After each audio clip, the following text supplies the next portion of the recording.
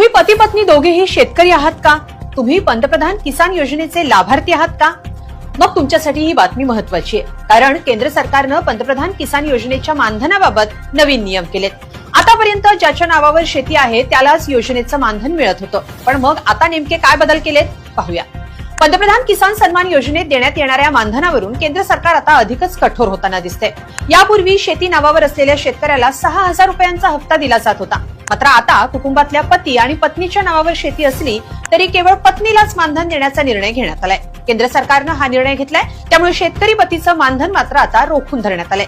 केंद्र सरकारच्या या निर्णयाचा राज्यातल्या 60,000हून अधिक शेतकऱ्यांना फटका बसलाय. राज्यातल्या अशा लाखभराहून अधिक कुटुंबांची पडताळणी करण्यात आली आहे. या शेतकऱ्यांना योजनेचा 20वा हप्ता देण्यात आलेला नसल्याचं उघड झालंय. पीएम किसान योजनेत केंद्र सरकारनं या योजनेचा 20वा हप्ता 2 ऑगस्ट रोजी दिला. याचा लाभ राज्यातील 92,91,000 शेतकऱ्यांनी घेतला. पीएम किसान योजनेच्या लाभासाठी लाभार्थ्यानं भूमी अभिलेख नोंदणी अद्ययावत करणं, बँक खातं आधार संलग्न करणं, ई-केवायसी प्रमाणीकरण करणं या बाबी बंधनकारक करण्यात आल्यात.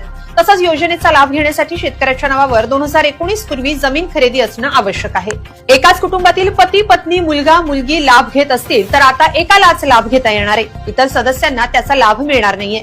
कुटुंबाच्या व्याख्येनुसार पती पत्नी आणि त्यांच्या 18 वर्षांखालील मुलांसाठी हा हप्ता लागू आहे. मात्र काही कुटुंबांनी पती आणि पत्नी या दोघांनीही नोंदणी केली असल्यानं अशा कुटुंबांमध्ये जर दोघांच्याही नावे जमीन असेल तर पतीचा हप्ता बंद केलाय तर पत्नीचा सुरू ठेवण्यात आलाय. केंद्र सरकारच्या या नवीन नियमामुळे राज्यातील 60,000 शेतकऱ्यांना फटका बसलाय, त्यामुळे शेतकऱ्यांमध्ये नाराजी आहे.